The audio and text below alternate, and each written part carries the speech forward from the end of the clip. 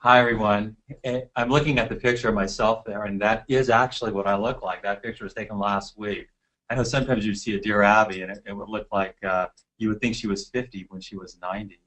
But this is actually me, and I am 56 years of age. I am a full professor at Life Chiropractic College West. I've been associated with Life West now for 29 years. It's a precious relationship for me. I've been a chiropractor for 34 years. I've been at Life West for 29 years. And what you're looking at there is the note about my elevation to a full professorship at Life Chiropractic College West. I'm also a pretty good teacher out there. I know a lot of you I've had in school. I don't want to say I get part-time faculty year every year, but I might. I don't know. I don't pay as much attention to it, but someone had sent me this, and I did get part-time faculty of the year this year. They gave it to me in June. And those of you that know me know that I teach a lot of classes. I write a lot of things, chapters and books and articles. I am not a primary researcher. I'm what they call a literature searcher, which means I am constantly reviewing the literature to see things that we can do to make ourselves healthier and to live longer. My personal goal is to live to be 132 years of age. The reason that number is that I would love to see my oldest daughter turn 100, and she came when I was 32 years of age, so I'm trying to push up to 132. So I've done everything I can trying to figure out the strategies that can help me do that, short of caloric restriction. I've tried caloric restriction, and frankly, I would rather be dead than do caloric restriction. It just seems like it's absolutely no fun. So I've come up with a lot of other strategies, of which I'm going to share with you today, by the way. You're looking at my biography. Oh, it's a little old. It's a 2009, but you kind of get an idea about who I am and what I've accomplished in my career so far. What I did yesterday is I went to the PubMed database, and for those of you that are unfamiliar with the PubMed database, the PubMed database is, quote unquote, the real literature. The PubMed database is the search engine for the National Library of Medicine of the United States of America that is physically located in Bethesda, Maryland. This database has around 20 million articles, probably just over that now. It tends to log in about another 7,000 articles per day. And looking at what makes us old or what makes us ill, the theory that is most prevalent in the literature is called the free radical theory of aging.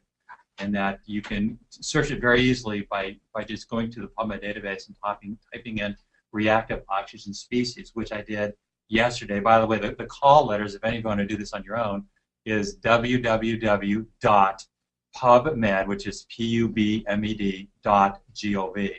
And then that will give you a page where you can type in whatever you want on the search bar.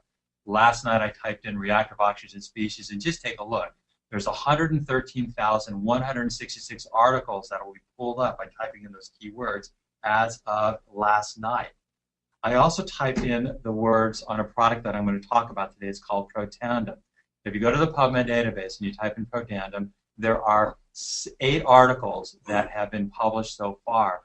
All of them are fun. All of them are very interesting. The one that I'm going to talk a little bit extra about is the very first one that was ever done, and it's number 8 here. So a little bit later in the presentation, I'm going to show you some specific components of that article. But if you look through all of these articles, but the very first one, which is the most recent, all the rest of these articles have a common author. And it's this guy here. His name is Joe McCord. And McCord's going to be a big player. I mean, this guy discovered one of maybe the most important thing in longevity, and he did it back in 1969. Yet a lot of people, including healthcare providers, do not understand what it is. And so part of my assignment this day is to make sure that you know what it is. I went to the very first, out of those 113 plus articles, the very first article on free radical and aging was done by this guy, a guy named Denham Harmon, and he was from the University of California at Berkeley, and he got it published in 1956 in the Journal of Gerontology. So this is what they call the PubMed abstract. So I just popped it up, and then as you can see over here, you can get the full article. So I did that, and I just scanned it into my presentation, and it's 1, 2, 3 pages long, but I scored certain parts of it. Jumping back up for a second, aging, a theory based on free radical and radiation chemistry. Denham Harmon, MD, PhD, from the University of California at Berkeley. which is not too far from Life Chiropractic College West, where I'm part-time faculty. Both are in Alameda County in Northern California. The parts that I scored: deleterious side effects of free radicals, which are normally produced in the course of cellular metabolism. Since genes would be expected to be attacked occasionally, it would be anticipated that mutations and cancer would result. A slow oxidation of connective tissue by molecular oxygen catalyzed by metals. And this is going to be important for us this day, this presentation. Looking at metals right here. Metals are important because when we get in contact with metals, we increase the productions of free radicals, which means neutralizing these free radicals becomes ever so much more important. Further down says increased cellular concentrations of an easily reduced compound such as cysteine, which affords some radiation protection, would be expected to slow down the aging process and thereby to put off the appearances of diseases associated with it. The key word in this paragraph is actually the word cysteine, which is why I scored it under with red there. That's because cysteine is an amino acid. And the key is when cysteine exists as a component of a protein, and that proteins are put together by genes. So that if you could turn on genes that produce proteins that have cysteine, you are better at neutralizing free radicals. Now, this is 1956, and remember, this is part of what I will tell you Dr. Joe McCord did. He figured out a way to upregulate these genes that are related to this and other ways to neutralize free radicals. Lastly, hydrogen donors, such as, once again, cysteine, for example, might be of benefit in the fields of cancer, chemotherapy, and nutrition. We're going to look at it specifically this day from a nutritional perspective. Summary: aging on the degenerative diseases associated with it are attributed basically to the deleterious side effects of free radicals on cellular constituents and on connective tissues. The free radicals probably arise largely through reactions involving molecular oxygen catalyzed in the cells by oxidative enzymes and in the connective tissues by trace metals such as we will look at a number of them. My favorite books on this, I'm a book reader. Those of you that know me know that my passion is reading technical books. This book I found to be very interesting, a book on antioxidant adaptation, its role in free radical pathology. So much of what I'm going to cover with all of you for the rest of this webinar is in fact well summed up in this particular book. It's kind of technical. I also like this book. I know that some of you that are listening to me are trainers. This is one of the most awesome books ever because this is the guy that got America exercising. His name is Ken Cooper. Some of you who are younger don't remember Ken Cooper, but in the late 60s, he started the aerobic movement. He wrote a book on aerobics. In fact, he's actually the guy that invented the word aerobics. But after 26 years of research, he says there's a problem, and that is if you over-exercise and don't have adequate antioxidant defenses, you actually accelerate the aging process and the degenerative disease process. So when you look at the words up there next to his picture, delay the signs of aging and reduce the risk of cancer and heart disease with this powerful new prevention program. That's what we're going to talk about. We're going to talk about the best stuff in prevention of these free radical things that I have seen so far in the PubMed database. This book here is extremely readable. In fact, I believe all of you that are listening to me should read this book if you have not done so already. I know a lot of you have already read this book. A lot of you have my suggestion, The Antioxidant Miracle by Les Packer, also from the University of California, Berkeley, one of the top antioxidant researchers in the world today. Very simple book to read, like it quite a bit. This book, in contrast, is quite technical, but the message is the same. Being a technical book, the cost is much higher. It's like $138 to buy this 2002 book, Nutrition and Immune Function by Philip Calder. But the message is the same. It's all about free radicals and antioxidation and the things that we can do to make our lives better and longer simultaneously.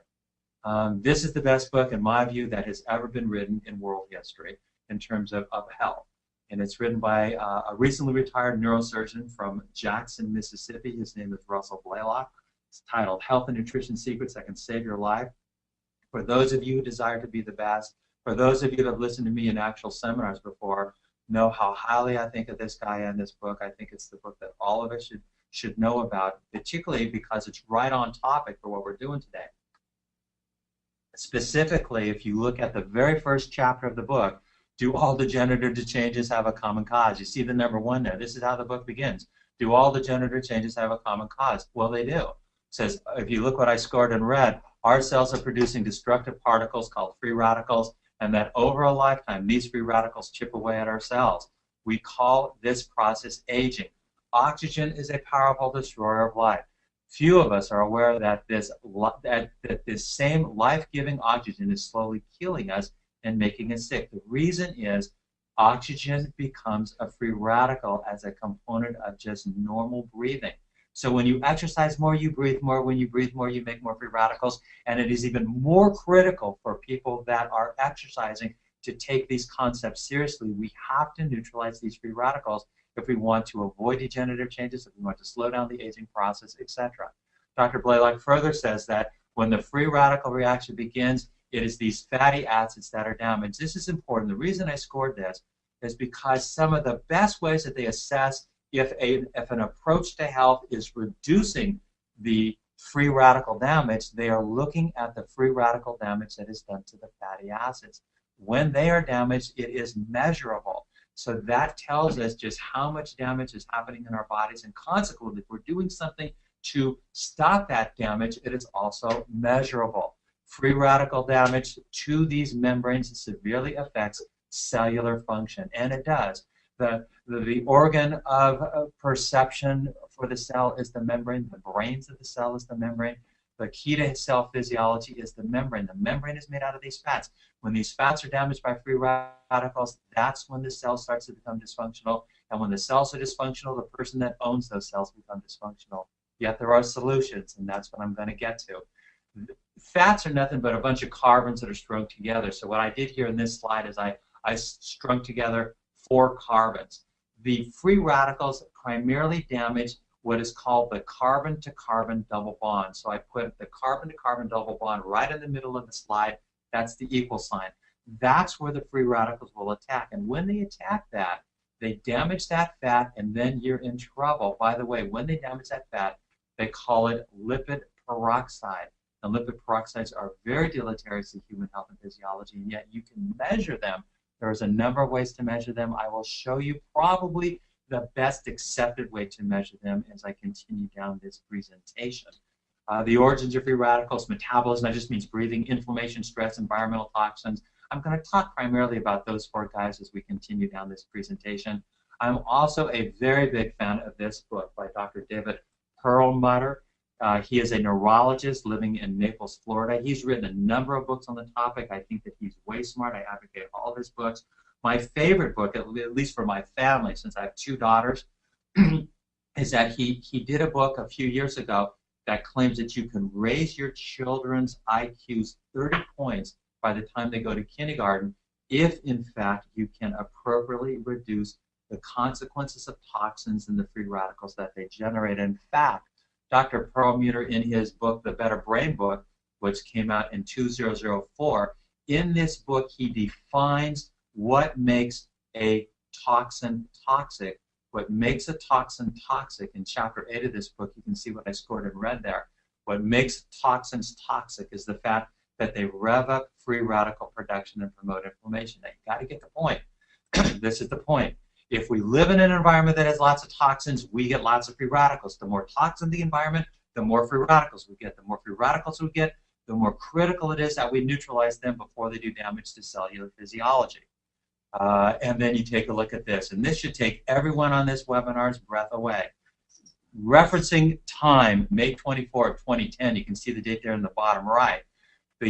They sum up, if you look at the actual words on the first paragraph, I'm going to scroll down where I blew them up a little bit, says, on May 6th, the President's Cancer Panel published an alarming 240-page report on the risk of cancer from chemicals and other substances in the environment.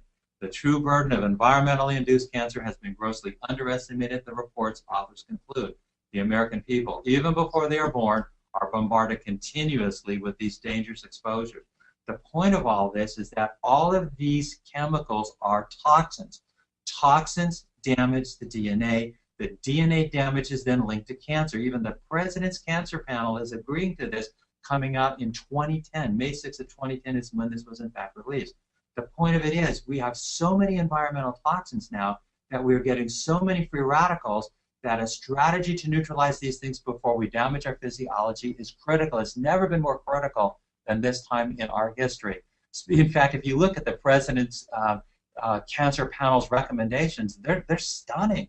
I mean, they say, oh, drink filtered tap water. It says nothing out of plastic. It says only eat organic down there at number 4. It says don't eat meat that's been exposed to antibiotics and growth hormones. I mean, when you do that, you're talking about, you're knocking out every grocery store and restaurant in America today. The point of it is we're all getting toxins all day long, every day. And these toxins rev up the production of free radicals, and the result is almost all of us are suffering from chronic, uncurable, degenerative problems, that there are things that we can do to reduce the risk of these things. This one coming out of Time just very recently, coming out in May of this year, in the Health and Science section. If you just look at the words on the top, that are scary. Each year that I scored in red, each year about 27 trillion pounds of chemicals are produced or imported in the United States. Widely used chemicals like bisphenol A, phthalates, and pesticides are associated with long-term health problems in children. Most of them come from pesticide residuals on fruits and vegetables. The point of it is, even when we're eating good, like fruits and vegetables, we're getting exposed to chemicals that are toxic, that rev up free radicals, that damage our health and our physiology. Probably one of the best books ever written on these concepts. It's over 1,000 pages, specifically 1,084 pages, coming out in 2006, Oxidative Stress Disease and Cancer. What is important in this book is that the central theme is the mitochondria. We're looking at that picture right there, the center of that picture. That's the mitochondria. The mitochondria is the primary generator of the free radical, but it is also the primary thing that is damaged by the free radicals. Consequently, the mitochondrial health is key to understanding health and physiology. This is more of the same particular book, including this picture, which is one of my all-time favorite pictures. It just reminds the reader that the key to health and longevity and wellness is looking at this thing called free radicals. Free radicals are often are initially made out of oxygen. Consequently, they are usually referred to as ROS, which stands for reactive oxygen species, which is that little star thing there in the middle. And all of the different things that drives the productions of free radicals, including low antioxidant defenses. I mean, strategies to crank that up are wonderful benefits to human health and physiology. You look at a lot of these other guys that are around here, and they are things to avoid. And as a chiropractor, I was thrilled that right here in the top right corner, they actually included the neurochemical consequences of the chiropractic subluxation as being a driving factor in the productions of free radicals. Again, we don't want to produce these free radicals, but it's going to happen because we live in a world that is full of toxins. Can we neutralize these guys before they do damage? Wait till I show you some of the studies, man. They're thrilling. This book here is just more of the same, showing you that these things just are never stopping. They're never going to stop. A 2008 book, Oxidative Stress and Aging from Model Systems to Human Diseases. Take a look at what's on the cover of their book.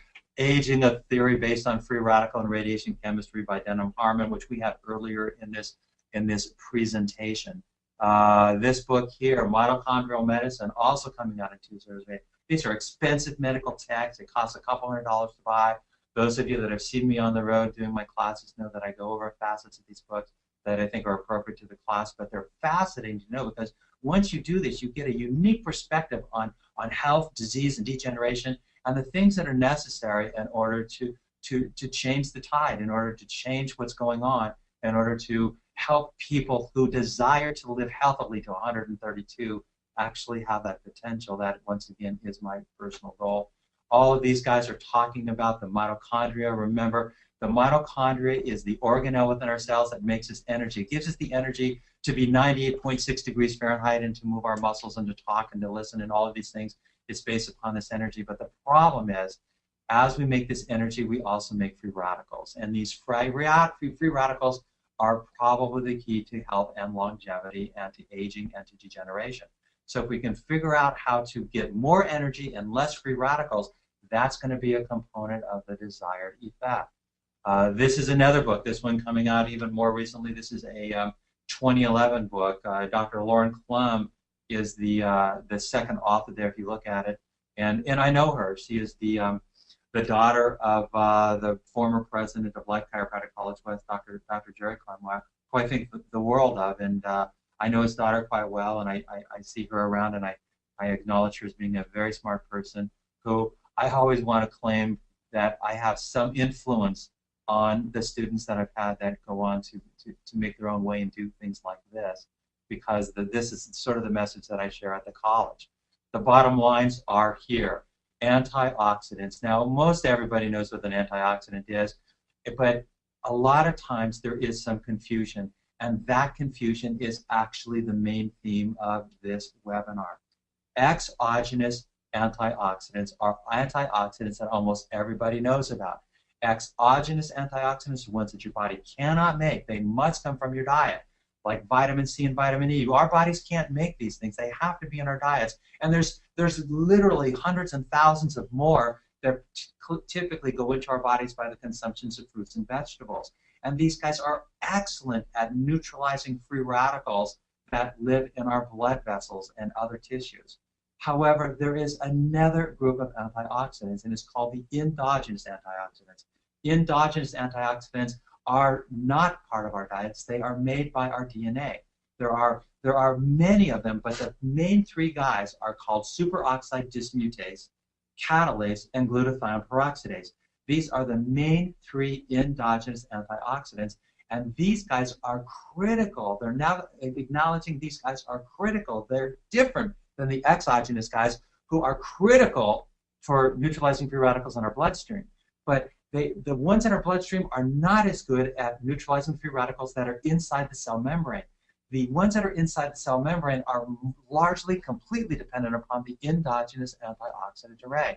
And that's because superoxide dismutase, catalase, and glutathione peroxidase are made by the DNA, which is inside the cell membrane.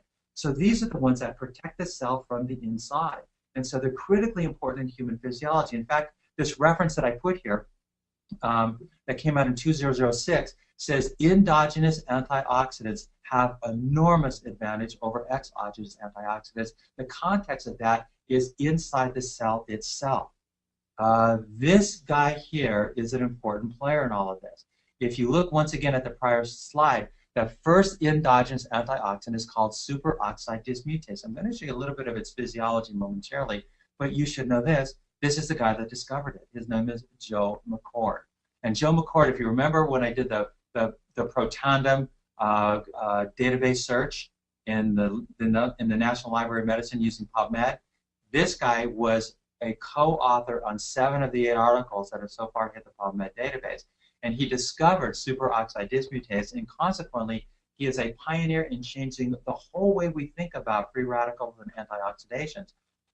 Joe McCord did this in 1969, and the result, he got the Kresser Medal, the Elliott Kresser Medal, and other recipients include none other than Henry Ford, Orville Wright. This gets closer. ASE, superoxide dismutase, ASE. ASE means it is an enzyme. All enzymes are proteins. All proteins are assembled by our DNA. The 3 main endogenous antioxidant protein enzymes made by our DNA are superoxide dismutase, see the ASE there? Catalase, once again, see the ASA there? And glutathione peroxidase. Hey, by the way, it's the glutathione that has the cysteine amino acid that makes it in part work so well. The real technicality of it, and this isn't too bad, it can be way worse than this. This is not that bad. If you kind of look right here, we make the energy of life, the ATP of life, the energy that makes us work, we make it out of oxygen and glucose. Fortunately, about 95% of the oxygen and glucose that we consume goes to make ATP energy. The problem is about 5%, at least from the writings of Dr. Russell Blaylock, about 5% create free radicals. Often because these free radicals are made out of oxygen, often they're referred to as oxygen-free radicals. Often they're called reactive oxygen species. So just simply abbreviated, we saw that one star picture, ROS. The first reactive oxygen species free radical is called the superoxide free radical. The superoxide free radical can be dismantled into hydrogen peroxide, that's H2O2, plus water, but the dismantling is done by an endogenous antioxidant called superoxide dismutase. This is the one that was discovered by Dr. Joe McCord. Then the hydrogen peroxide should further be catabolized, and it is, by another endogenous antioxidant called catalase and one called glutathione peroxidase. These guys have the ability to take the H2O2, the hydrogen peroxide, and convert it into totally inert and good for its molecules, specifically oxygen plus water.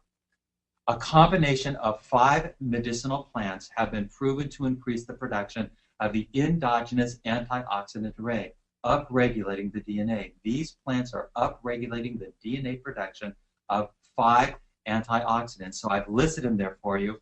All 5 of them have been put into a patented product called Protandim. The way I found this is just by going to the PubMed database and typing in Protandim, and those are the 8 studies that have come up. Now, I have personally been taking Protandim for about 5 years, and I was getting it over the counter at GNC Nutrition. It has since then gone into a different marketing strategy, but this product has been out for some time, and because I'm a lit searcher with the desire to live to be 132 years of age, I started this product about 5 years ago.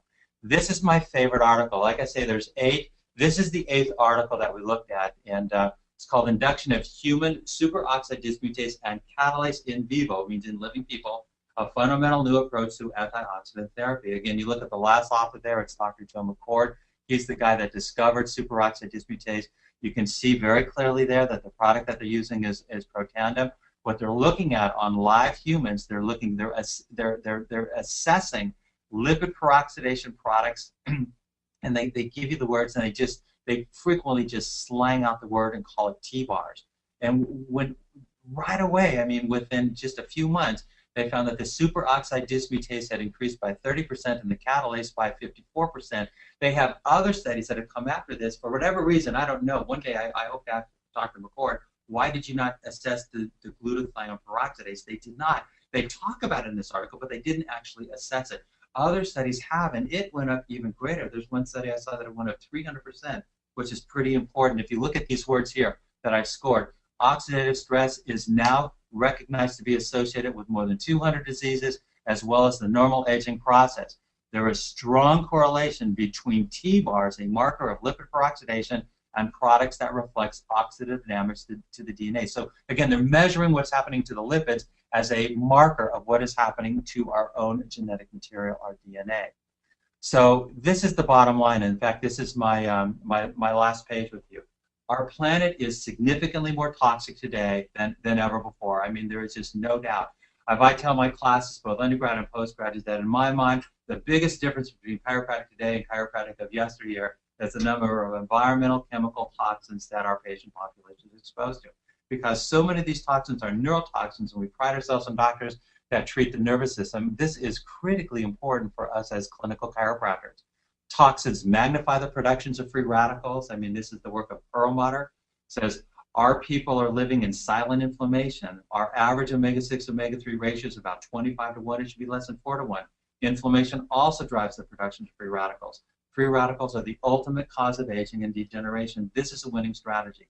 Balance your omega-6s and omega-3s. And if you don't understand that, take some of the NutriWest seminars. There's their phone number right there. I mean, I do excellent classes just on that.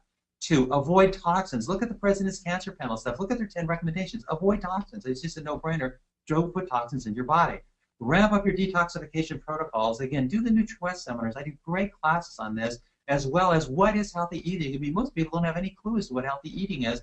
And again, NutriWest seminars do this. It's not just me. They have a fabulous team of teachers. Some of you know Dr. John Brimhall, a friend of mine, who also does fabulous classes for NutriWest. Take your exogenous antioxidants. I mean, they work different than what we're doing this day, and you should still do that. And lastly, upregulate your own genetic endogenous antioxidant array.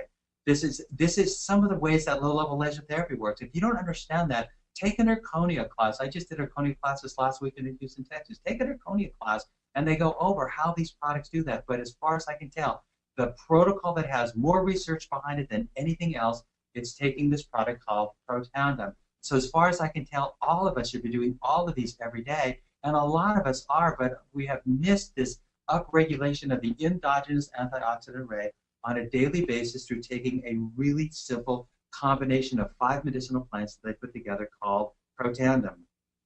So the big announcement that they have been advertising on my behalf is that Protandim and the company that actually makes them. Protandim is the product. The company that makes it is called LifeVantage.